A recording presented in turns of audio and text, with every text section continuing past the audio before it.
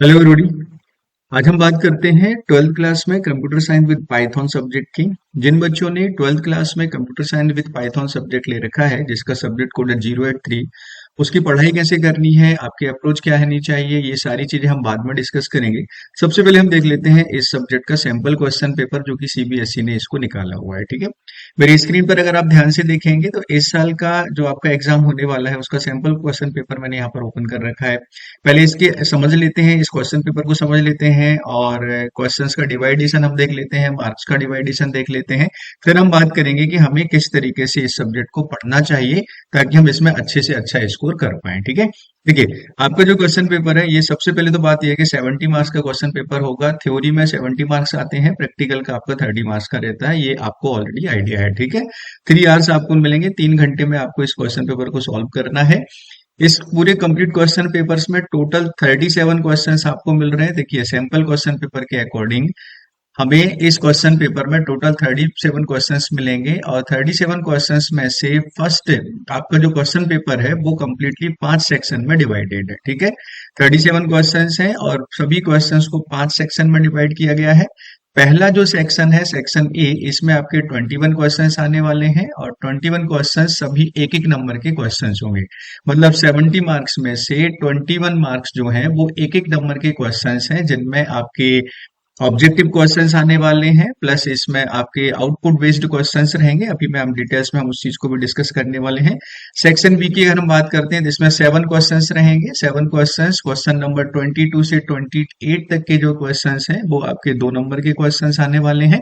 मतलब 21 नंबर के क्वेश्चंस यहाँ पर आ गए और 7 इंटू 2 14 नंबर्स के क्वेश्चन आपके सेक्शन बी में रहेंगे। ठीक है, सेक्शन सी की अगर हम बात करते हैं तो यहाँ पे 3 क्वेश्चंस आपको मिलेंगे। 3 क्वेश्चंस 20 नंबर, 29 नंबर से 31 नंबर तक के क्वेश्चंस, 3 क्वेश्चंस आपके रहेंगे और ये तीनों क्वेश्चन 3 3 नंबर के रहेंगे। मतलब 3 9 नंबर्स के क्वेश्चंस आपको यहाँ पर मिल रहे हैं सेक्शन सी के अंदर। ठीक है, इसी तरीके से हम सेक्शन डी की बात करते हैं तो सेक्शन डी में 4 क्वेश्चंस रहेंगे, 4 मार्क्स के, 32 नंबर से 35 नंबर तक का।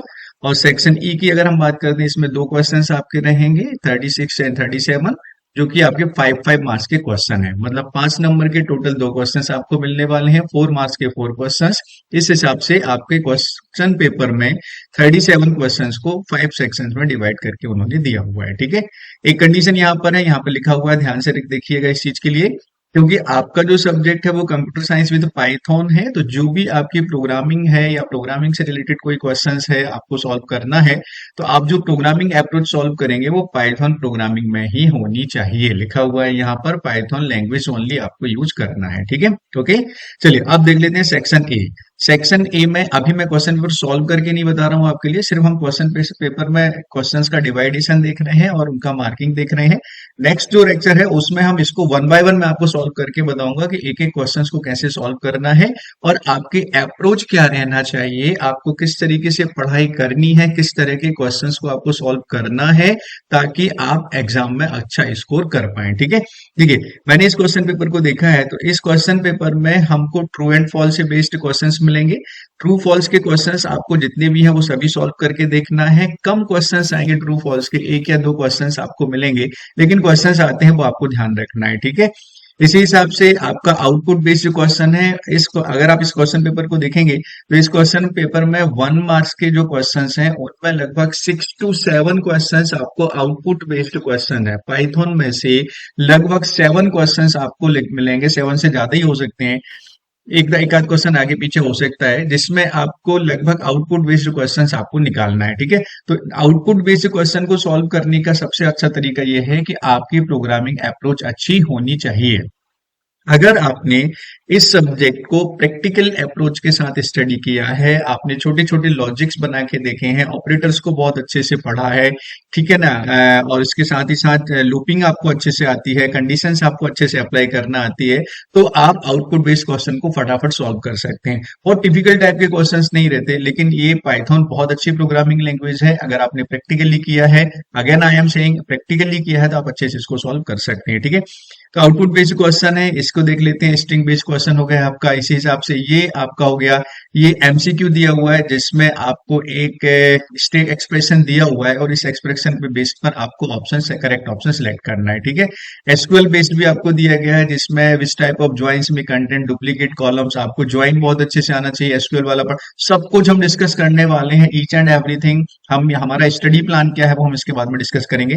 तो ये आपका एक आउटपुट बेस्ड क्वेश्चन है, नीचे देखेंगे ये भी आपका आउटपुट बेस्ड क्वेश्चन है, आउटपुट बेस्ड क्वेश्चन है। क्वेरी यहाँ पर दिया गया है एसक्यूएल क्वेरी, इसमें आपको एसक्यूएल क्वेरी दिया हुआ है और एक एसक्यूएल क्वेरी को करेक्ट करने के लिए आपसे बोला है इसमें कि एसक्यूएल क्वेरी मतलब क्वेरीज का नॉलेज आपको बहुत अच्छे से होना चाहिए कि एसक्यूएल में सिलेक्ट कमांड कैसे, मोस्टली जो क्वेश्चंस आते हैं एसक्यूएल से रिलेटेड वो सभी लगभग लगभग सभी जो है वो सिलेक्ट पर बेस्ड होते हैं और सिलेक्ट आपको बहुत अच्छे से आना चाहिए। उसमें एग्रीगेट फंक्शंस आपको बहुत अच्छे से आना चाहिए, जैसे काउंट यहाँ पर लिखा हुआ है एक एग्रीगेट फंक्शन होता है ये, ठीक है ना।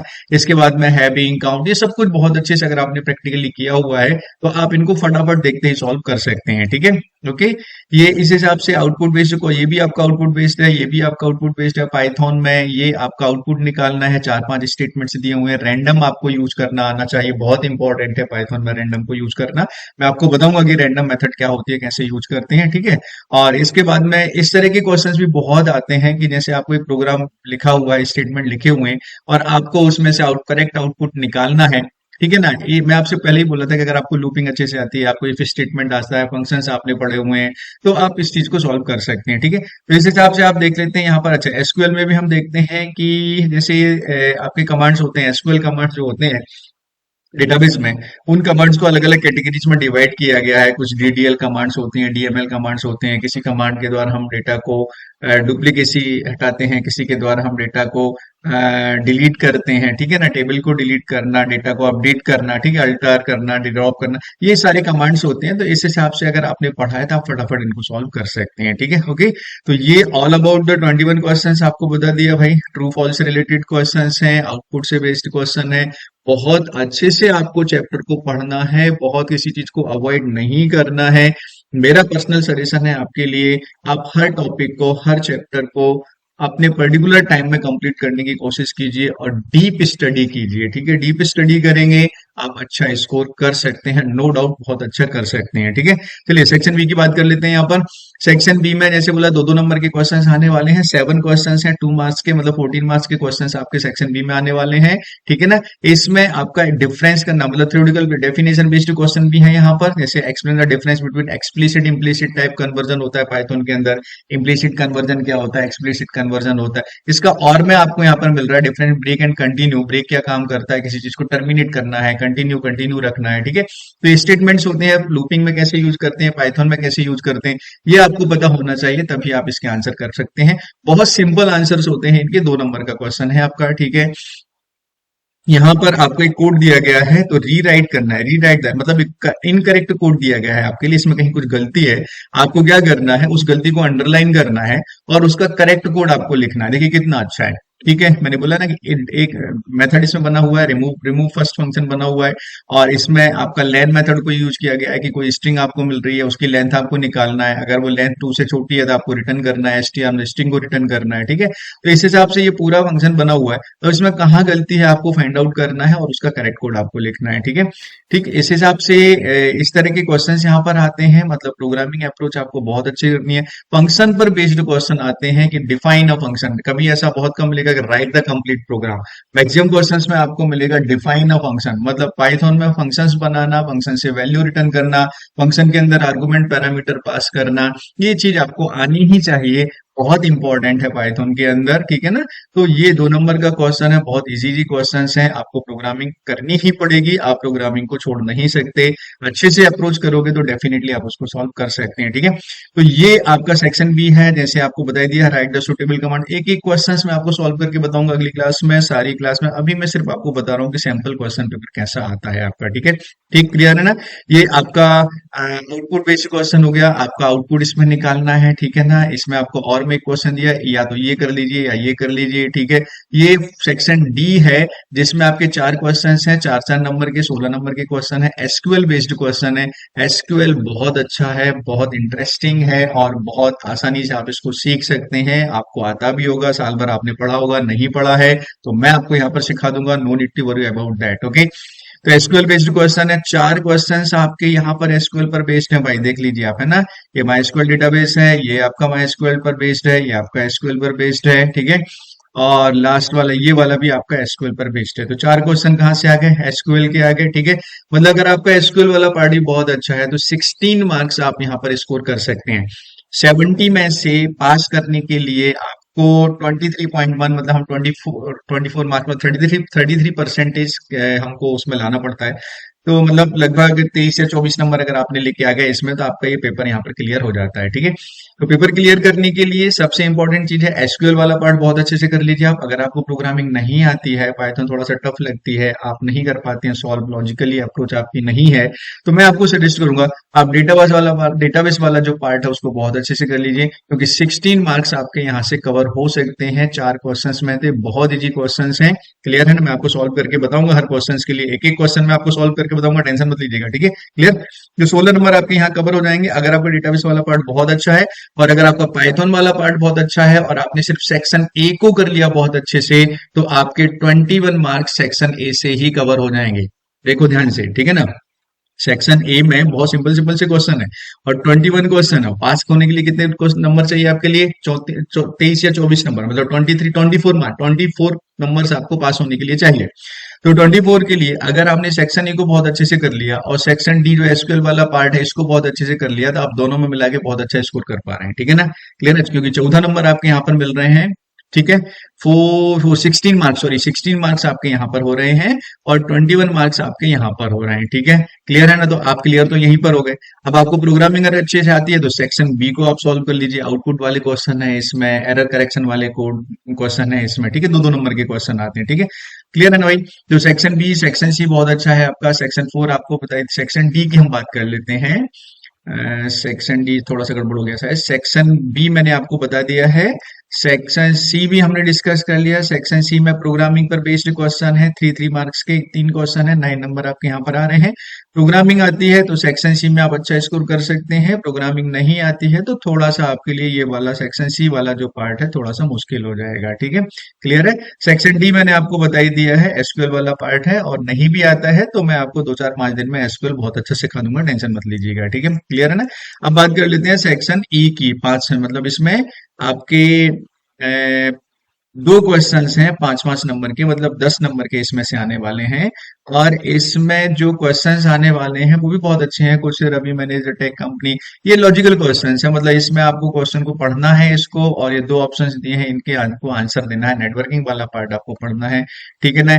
Input employ data and drop it into binary file में आपको करना है, ठीक है, क्लियर है ना। Update the salary of the employ in the IT department, ये एसक्यूएल बेस्ड क्वेश्चन है, आई थिंक पढ़ने दो। इसमें include the employ ID, employ name, department and salary.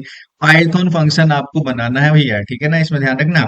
मतलब प्रोग्रामिंग करनी है आपके लिए, राइट द पाइथन फंक्शन, एक पाइथन फंक्शन आपको बनाना है जिसमें आपको इनपुट करना है employ data and append it the into binary file, binary file में आपको कन्वर्ट करना है। आपको ध्यान हो तो आपके सिलेबस में फाइल हैंडलिंग का एक पार्ट है जिसमें सीएसवी फाइल और बाइनरी फाइल पर काम करना आपको सिखाया जाता है।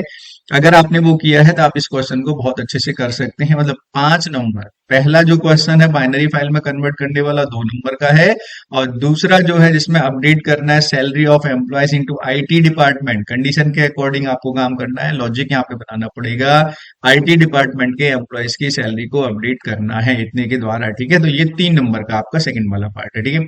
अब ये जो क्वेश्चन दिया है ये आई थिंक एसक्यूएल वाला पार्ट है, ठीक है। इसमें आपको मतलब ये मिक्स है, ठीक है ना। ये पहला क्वेश्चन आपका पाइथन का आ गया, दूसरा क्वेश्चन आपका एसक्यूएल का आ गया, ठीक है ना, क्लियर है ना। ये दिया है आपके लिए, suggest the best location of the server, no no sorry sorry sorry, SQL वाला नहीं है, नेटवर्किंग वाला है, ठीक है ना। नेटवर्किंग लास्ट यूनिट जो है ना आपकी, उसमें से ये क्वेश्चन आया है, उन्होंने, सॉरी मैं देख नहीं पाया था इसके लिए। ये आपका नेटवर्किंग वाले पार्ट से क्वेश्चन है जिसमें आपको सर्वर की लोकेशन बतानी है, स्विच कहाँ लगाना चाहिए, हब कहाँ लगाना चाहिए, इस तरह के क्वेश्चंस हैं। तो ये थ्योरेटिकल पार्ट अगर आपने नेटवर्किंग बहुत अच्छे से पढ़ा है, आपको ध्यान हो तो आपकी बुक में लास्ट में आपको ये चीज का दिया गया, डायग्राम के द्वारा आपको समझाया भी गया है, मैं भी आपको बताने वाला हूँ, ठीक है ना। तो ये बहुत अच्छा क्वेश्चन है, बहुत ईजी है, मतलब थोड़ा सा भी अगर आपने इसको टाइम देके स्टडी कर ली, 2-4-5 दिन पढ़ लिया इस यूनिट को, तो आप आराम से इसमें अच्छा स्कोर कर सकते हैं, ठीक है ना, क्लियर। मतलब 2 क्वेश्चंस आपके इसमें आराम से कवर हो जाते हैं 10 नंबर के। ठीक है, तो स्कोरिंग वाला पार्ट कहाँ पर हो गया, उस चीज को देख लेते हैं। स्कोरिंग वाला पार्ट हो गया आपका, अगर आपको प्रोग्रामिंग थोड़ी बहुत भी आती है तो आप सेक्शन 4 और 5 मतलब सेक्शन डी जिसमें से हमारे 16 नंबर के क्वेश्चन आने वाले हैं, और सेक्शन ई जिसमें से आपके 10 नंबर के क्वेश्चंस आने वाले हैं, यहाँ पर आपका बहुत अच्छा स्कोर हो सकता है। ठीक है ना, डिपेंड्स ऑन यू कि आपने पढ़ाई कैसे की है। यहाँ पर प्रोग्रामिंग नहीं है, एक आध क्वेश्चन प्रोग्रामिंग वाला है, बस ध्यान रखना। ठीक है, डेटाबेस के क्वेश्चन है प्लस नेटवर्किंग वाला पार्ट है। ठीक, ओके। साथ ही साथ मैंने अभी बताया आपके लिए कि एमसीक्यू वाला पार्ट या फर्स्ट वाला जो पार्ट है जिसमें सारे क्वेश्चन एमसीक्यू बेस्ड नहीं है, ट्रू फॉल्स हैं, आउटपुट वाले बेस्ड क्वेश्चन है प्लस कुछ एमसीक्यू वाले क्वेश्चन है। तो ये तो हो गया हमारा सैंपल पेपर जिसमें हमने देखा कि आपके पेपर का डिवाइडेशन कैसा है। ठीक है, तो डियर स्टूडेंट्स, ये था हमारा सैंपल पेपर जो कि इस साल सीबीएसई ने निकाला है आपके subject computer science with Python 083 के लिए। अब इसमें मार्क्स का डिवाइडेशन हमने देख लिया है, ये भी मैंने आपको बता दिया है कि आपको प्रोग्रामिंग बहुत अच्छी नहीं आती है तो भी आप इस सब्जेक्ट में बहुत अच्छा स्कोर कर सकते हैं। किस सेक्शन में आपको क्या अप्रोच लगानी चाहिए ये हमने डिस्कस कर लिया है। अब बात करते हैं कि हम अभी तक हमारा जो भी हमने पढ़ा है वो हमारे लिए काफ़ी हेल्पफुल होने वाला है। ठीक है, अगर आपने नहीं भी पढ़ा है इस सब्जेक्ट को तो आपको परेशान होने की ज़रूरत नहीं है, क्योंकि मैं आपको एक कंप्लीट स्टडी प्लान बताने वाला हूं, और अगर आप उस स्टडी प्लान को सीरियसली फॉलो करते हैं तो मैक्स टू मैक्स 30 डेज में आप इस सब्जेक्ट को बहुत अच्छे से कंप्लीट कर सकते हैं और इसमें बहुत अच्छा स्कोर कर सकते हैं। ठीक है, आपको करना क्या है, आपको सबसे पहले ये करना है कि इस सब्जेक्ट को रेगुलर स्टडी में आपको शामिल करना है। आप इसके लिए एग्जाम टाइम के लिए लेके मत बैठिएगा कि हम पेपर के टाइम पर इस सब्जेक्ट को पढ़ेंगे, अगर आपको अच्छा स्कोर करना है तो। ठीक है, अभी से आपको इस सब्जेक्ट को पढ़ना चालू करना है, डेली 1-1 घंटा भी अगर आप इस सब्जेक्ट को देते हैं तो सफिशियंट है। स्टार्टिंग से पढ़ना चालू कीजिए, या कोई भी पर्टिकुलर टॉपिक आप ले लीजिए। जैसे फर्स्ट यूनिट है आपका रिवीजन वाला पार्ट है, बहुत इंपॉर्टेंट है। अगर आपने रिवीजन वाले पार्ट को बहुत अच्छे से कर लिया तो मैं समझता हूं कि आपका जो 21 मार्क्स वाला जो पार्ट है सेक्शन ए, आप वो पूरा सॉल्व कर सकते हैं। ठीक है, एसक्यूएल वाला पार्ट थोड़ा बहुत बचेगा उसमें, क्योंकि एसक्यूएल जो है वो आपका 12th में है। 11th का रिवीजन वाला जो पार्ट है वो बहुत इंपॉर्टेंट रोल प्ले करता है सेक्शन ए के लिए, क्योंकि इसमें मैक्सिमम क्वेश्चंस आपके रिवीजन से आते हैं, जिसमें आउटपुट बेस्ड क्वेश्चंस रहते हैं, थोड़े बहुत लॉजिकल क्वेश्चंस रहते हैं, ट्रू फॉल बेस्ड क्वेश्चंस रहते हैं, प्लस आपके एमसीक्यू बेस्ड क्वेश्चंस रहते हैं, जिसमें आपको 4 ऑप्शंस दिए हैं और उसमें से एक आपको सिलेक्ट करना है। तो रिवीजन आपको बहुत अच्छे से करना है। रिवीजन वाला पार्ट जो है 11th वाला जो सेक्शन है उसको आपको अवॉइड नहीं करना है, बहुत अच्छे से करना है। ठीक है, सेकंड आ जाता है आपका प्रोग्रामिंग वाला पार्ट। प्रोग्रामिंग में आपको डीप प्रोग्रामिंग नहीं करना है, आपको बहुत ज्यादा डीपली जाके प्रोग्रामिंग करने की जरूरत नहीं है। बेसिक प्रोग्रामिंग आपको करनी है। आपको इफ स्टेटमेंट से रिलेटेड प्रोग्रामिंग आनी चाहिए, आपको स्ट्रिंग बेस्ड प्रोग्रामिंग आनी चाहिए, बाइनरी फाइल्स और सीएसवी फाइल्स जो होती है जिसको हम कंप्लीटली बोलते हैं फाइल हैंडलिंग, तो फाइल हैंडलिंग से बेस्ड प्रोग्रामिंग आपको आनी चाहिए। थोड़ी बहुत प्रोग्रामिंग अगर आप कर लेते हैं, उसमें प्रोग्राम को देखकर अगर आप समझ सकते हैं कि इसका एग्जीक्यूशन कैसे हो रहा है, इनपुट को किस तरीके से प्रोसेस किया जा रहा है और आउटपुट कैसे निकल रहा है, तो आप बहुत अच्छे से प्रोग्रामिंग वाला पार्ट भी हैंडल कर सकते हैं। ठीक है, डेटाबेस बहुत इंपॉर्टेंट रोल प्ले करता है। मैं कभी भी आपको सजेस्ट नहीं करूंगा कि आप डेटाबेस वाले पार्ट को अवॉइड करें। डेटाबेस एक स्कोरिंग वाला सेक्शन है आपके पेपर में, जिसमें आप बहुत अच्छा स्कोर कर सकते हैं, मतलब पासिंग मार्क्स के साथ साथ आप इसमें स्कोरिंग कर सकते हैं, अच्छी मार्किंग कर सकते हैं। तो डेटाबेस को आप अवॉइड मत कीजिए। ये बहुत ईजी टॉपिक है, बहुत सिंपल है और आसानी से आप इसको कंप्लीट कर सकते हैं। ठीक है ना, क्लियर है ना। नेक्स्ट आ जाता है आपका नेटवर्किंग वाला पार्ट, सिक्योरिटी वाला पार्ट बहुत इंपॉर्टेंट है, थ्योरेटिकल है, और मैं समझता हूं कि किसी भी बच्चे के लिए इसको कंप्लीट करना मुश्किल काम नहीं है। ठीक है, तो मेरा सजेशन क्या है कि पहला वीक, आप एक वीक का फेब में आपका एग्जाम होने वाला है, ठीक है ना, तो हम दिसंबर के लिए प्लानिंग करते हैं, या आज की डेट से हम प्लानिंग करते हैं, तो हम 30 डेज की प्लानिंग क्या रहेगी आपके लिए। तो मैं आपसे बोलता हूं, सबसे पहले आप 1 वीक का टारगेट बनाइए, उस 1 वीक में आप रिवीजन वाला पार्ट पूरा करेंगे। मैं 1 वीक क्यों बोल रहा हूं आपसे, मैं आपसे ये भी बोल सकता हूं कि 2 डेज में कंप्लीट कीजिए, 3 डेज में कंप्लीट कीजिए, जरूरत ही नहीं है 2-3 डेज में इसको कंप्लीट करने की। मेरा प्लान क्या है, आपको अदर सब्जेक्ट्स को भी टाइम देना चाहिए। आपने पीसीएम ले रखा है तो अदर सब्जेक्ट्स भी पढ़ना है, पीसी भी ले रखा है, जो भी आपका मेन स्ट्रीम है उस मेन स्ट्रीम के अकॉर्डिंग आपको अदर सब्जेक्ट्स को भी टाइम देना है। तो मेरा कहना क्या है कि आप डेली 1 घंटा इस सब्जेक्ट को दीजिए, 1 वीक का प्लान कीजिए। 1 वीक में आपको रिवीजन वाला पार्ट बहुत अच्छे से करना है। सिर्फ रिवीजन का मतलब ये नहीं कि उठाया पढ़ के चले गए, रिवीजन मतलब उसकी एक्सरसाइज को सॉल्व करना है, उससे रिलेटेड जितने भी प्रीवियस ईयर्स में के क्वेश्चन पेपर हैं उनको सॉल्व करना है। ठीक है ना, तो आपका रिवीजन वाला पार्ट अच्छा हो गया, मतलब 7 डेज में हमने 21 मार्क्स की प्लानिंग कर ली, सेक्शन ए की प्लानिंग कर ली, जिसमें हमसे तैयारी इस तरीके से करना है कि इस सेक्शन में जो भी क्वेश्चंस आए हमसे बनना चाहिए। ठीक है, क्लियर है ना भाई?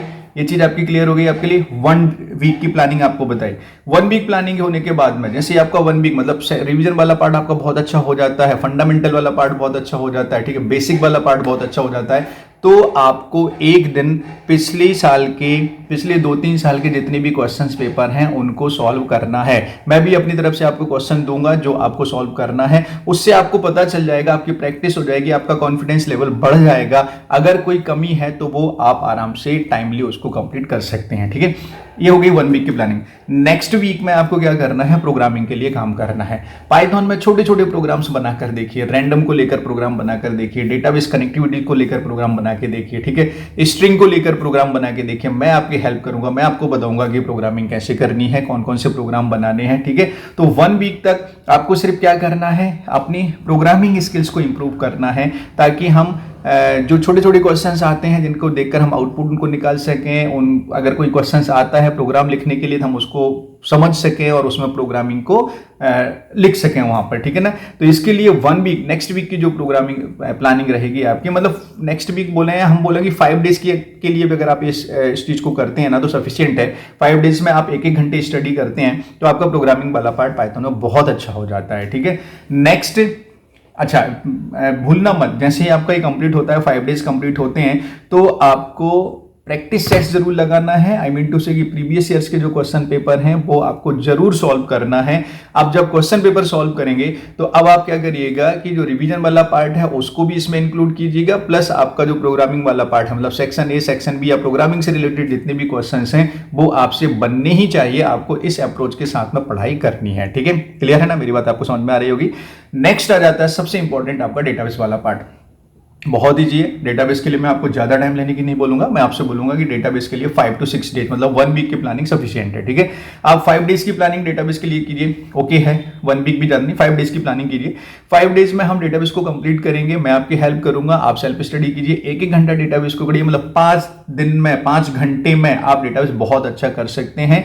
बेसिक टू एडवांस आपको एसक्यूएल क्वेरीज आनी चाहिए। कोई टेबल आपको लेकर दिया हुआ है, उस टेबल में को देखकर आपको क्वेरीज का आउटपुट निकालना आना चाहिए। इस तरह की प्रैक्टिस हमको करनी पड़ेगी। ठीक है, ये कब आएगा, बिना प्रैक्टिस के नहीं आएगा, बिना प्रैक्टिकल किए नहीं आ सकता, आपका ध्यान रखिए। बुक रीडिंग से आप समझ सकते हैं, लेकिन बुक रीडिंग करने के बाद में भूलने के चांसेस बहुत ज्यादा हैं, क्योंकि ये पूरा सब्जेक्ट आपका प्रोग्रामिंग से रिलेटेड है, प्रैक्टिकल सब्जेक्ट है। ठीक है, तो मैं सजेस्ट करूंगा अपने सिस्टम पर आप इस चीज को प्रैक्टिकली इंप्लीमेंट करके देखिए। जब आप प्रैक्टिकल इंप्लीमेंट करके देखें तो आपको सही और गलत का पता चलेगा, कहां गलतियां कर रहे हैं वो चीज आपके सामने आएगी और आप उसको टाइमली सुधार पाएंगे। ठीक है ना, ओके, 5 डेज हो गया। इसके बाद में रहता है लास्ट वाली यूनिट, जो थ्योरेटिकल वाला पार्ट है, उसको 2 या 3 दिन के टारगेट बना के चलिए आप, 3 या 4 दिन में आप उसको कंप्लीट कर लीजिए, और कंप्लीट करने के बाद में उससे रिलेटेड सारे क्वेश्चन आप सॉल्व कर लीजिए, मैं आपकी हेल्प करूंगा। ठीक है ना, तो इस तरीके से हम मान के चलते हैं कि 30 डेज तो बहुत ज्यादा हो रहे हैं, हम 30 डेज का ही लेके चलते हैं, क्योंकि बीच में आपको प्रैक्टिस भी करना है, टेस्ट पेपर भी लगाना है,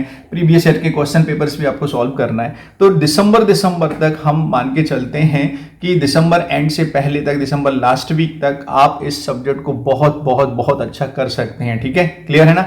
अब इसके लिए हम क्या करते हैं, हम एक प्लानिंग करते हैं। हम कल से क्लास स्टार्ट करते हैं जिसमें हम रिवीजन वाले पार्ट से स्टार्ट करेंगे। सबसे पहले हम 11th का रिवीजन वाला पोर्शन कंप्लीट करेंगे। 1 वीक तक मैं आपको डेली 1 घंटा उसमें पढ़ाऊंगा आपके लिए। ठीक है, आप स्टडी कीजिए, स्टडी करने के बाद में आप कोई डाउट आता है, कोई क्वेरी आपसे नहीं बनती है, कोई क्वेश्चन आपसे नहीं बनता है, तो आप कमेंट सेक्शन में लिखिए, मुझे डायरेक्टली अप्रोच कर सकते हैं, मैं आपकी हेल्प करूंगा। मैं आपको कमिट करता हूं कि इस पेपर में अगर आपने 1 मंथ मेरे साथ कंटिन्यू स्टडी कर ली तो डेफिनेटली आप इस पेपर में बहुत बहुत अच्छा स्कोर कर सकते हैं। ठीक है, चलिए, टेक केयर, बाय बाय। इसके अलावा कोई डाउट होता है तो कमेंट सेक्शन में जरूर लिखिएगा।